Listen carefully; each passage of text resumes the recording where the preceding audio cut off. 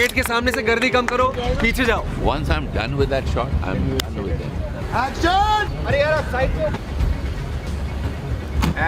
दोस्तों सालों में एक ऐसी फिल्म आती है जो हमारे दिल और दिमाग को छू जाती है। ऐसी ही एक फिल्म है 12th फेल। ये एक ऐसी फिल्म है जिसे देखने के बाद हर कोई इसे अपने आप से जोड़ रहा है। तो चलिए देखते हैं इस मूवी के कुछ बिहाइंड द सीन्स। साथ ही साथ ये भी जानते हैं कि आखिर कौन कौन से लोकेशन पे इस मूवी को शूट किया गया है। दोस्तों जैसा कि हम सभी जानते हैं कि 12th फेल एक रियल लाइफ स्टोरी है जो कि मनोज कुमार शर्मा के ऊपर बेस्ड है, जो कि बेहद ही गरीब थे पर इसके बावजूद भी भारत के सबसे कठिन एग्जाम को क्रैक किया और IPS ऑफिसर बन गए। इस मूवी की स्टोरी अनुराग पाठक की लिखी हुई किताब 12th फेल से ली गई है। दोस्तों इस फिल्म में विक्रांत मसे की एक्टिंग की बहुत तारीफ हो रही है क्योंकि जो इन्होंने मनोज का किरदार निभाया है वो शायद ही कोई और निभा पाता। मनोज का रोल करने के लिए इन्होंने बहुत मेहनत की। शूटिंग शुरू होने से पहले ही विक्रांत कुछ क्रू मेंबर्स के साथ इस गाँव में आए थे। ये मध्य प्रदेश का रेहा विलेज है जो की चंबल के बिल्कुल पास पड़ता है। इसी गाँव में मूवी के सारे गाँव वाले सीन शूट हुए थे। मनोज का ये लुक बहुत ही रियलिस्टिक लगता है, लेकिन आपको जान के हैरानी होगी कि इसके लिए विक्रांत ने मेकअप नहीं किया।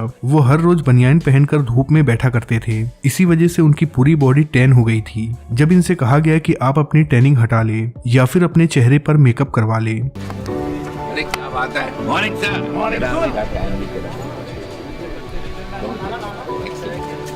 तो ऐसा करने से इन्होंने साफ मना कर दिया क्योंकि इनका मानना था कि अगर चेहरे पे टैन रहेगा तो उससे वो मनोज का किरदार और अच्छे से निभा पाएंगे। कई बार तो इनकी स्किन जली हुई लग रही थी, जैसे कि ये वाला सीन जहां मनोज की दादी उसे पैसे देती हैं और उससे कहती हैं चिंता मत करियो, अब बड़ा पुलिस अफसर बनकर ही लौटियो। एंड देन ये वाला सीन जहां एग्जाम में फेल होने के बाद ये श्रद्धा के घर मसूरी जाते हैं। उस सीन में भी उनकी धूप से जली हुई स्किन हमें साफ दिखती है। डायरेक्टर चाहते तो वो इसे मेकअप से कवर कर सकते थे, लेकिन विक्रांत ने कहा कि इसे ऐसे ही रहने दिया जाए क्योंकि वो सीन ही ऐसा था जहाँ पे उन्हें अंडर कॉन्फिडेंट दिखना था। मध्य प्रदेश के गाँव में होने वाले शूटिंग के कुछ बिहाइंड द सीन ये रहे।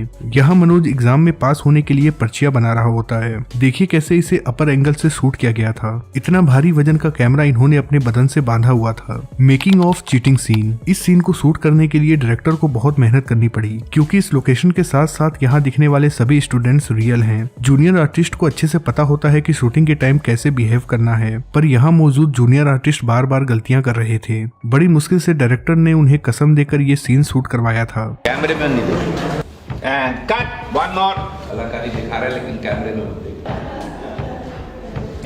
कैमरे में कट। सारे लोग बोलो कसम खाओ पहले सब लोग। ऐसा हाथ रख के कैसे कसम खाते हो तुम? इधर रख के बोलो मैं कसम खाता हूँ। हाँ कि मैं कैमरे में नहीं देखूंगा। बिल्कुल। ड्राइविंग और जुगाड़, दोस्तों इस गाड़ी को गांव में जुगाड़ गाड़ी कहा जाता है क्योंकि इस गाड़ी को कोई कंपनी नहीं बनाती बल्कि आम मैकेनिक जुगाड़ करके बनाते हैं। इस तरह की गाड़ी को चलाना भी बहुत मुश्किल होता है। मूवी के कुछ सीन के लिए राहुल के भाई ने भी जुगाड़ चलाना सीखा था। पहले दिन तो मुझे बहुत तंग किया इस अफलातून ने, लेकिन हाँ धीरे धीरे पकड़ में आई। सेटअप इन मुखर्जी नगर, दोस्तों दिल्ली का मुखर्जी नगर बहुत ही घनी आबादी वाली जगह है जहाँ पे हजारों स्टूडेंट्स रहते हैं। ऐसी जगह पे शूटिंग करना इतना भी आसान नहीं होता। मुखर्जी नगर में पहुंचकर मनोज कहता है सारे स्टूडेंट है भैया, कैसे हो पाएगा?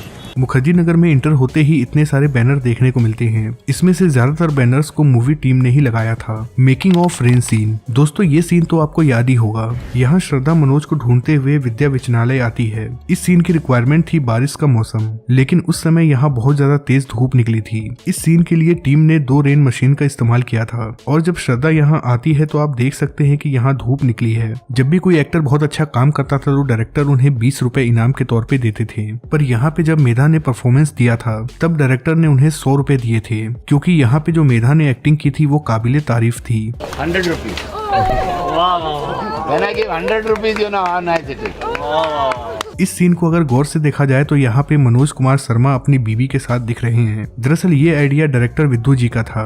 मेकिंग ऑफ रजनी सीन, दोस्तों फिल्म के सभी एक्टर्स की एजिंग की जा रही थी और सभी के लुक्स चेंज किए जा रहे थे, लेकिन जब मनोज की छोटी बहन रजनी की बात आई तो यहाँ सबसे बड़ा सवाल ये था कि आखिर उसे छोटा बड़ा कैसे दिखाया जाए। ये चैलेंज मेकर्स के सामने था, जिसके बाद इसके भाई के ऊपर एक्सपेरिमेंट किया गया और इसके भाई को ही छोटी रजनी बनाकर शूट किया गया। क्योंकि ये दोनों भाई बहन थे इसलिए इनकी शक्ल भी काफी मिलती मिलती जुलती थी। स्पेशल कैमो ऑफ डॉक्टर विकास विद्याकृति। दोस्तों विकास सर को तो हर कोई जानता है, इस मूवी में उनका भी गेस्ट अपीयरेंस है। डायरेक्टर के एक्शन बोलते ही विकास सर की एंट्री हो जाती है। यहाँ विकास सर समझाते हैं कि सिविल सर्विसेज कितनी अच्छी चीज है।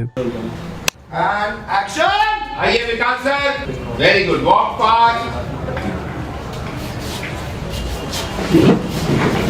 जब ये शॉट कंप्लीट हो गया तो डायरेक्टर ने विद्धू जी को गले लगा लिया और उन्होंने क्या कहा जरा आप भी सुनिए। I've been making movies for 50 years now, but this is one of the best crowd scenes I've handled. I am so worried about the looks, and none of you look at the camera. So hats off to you.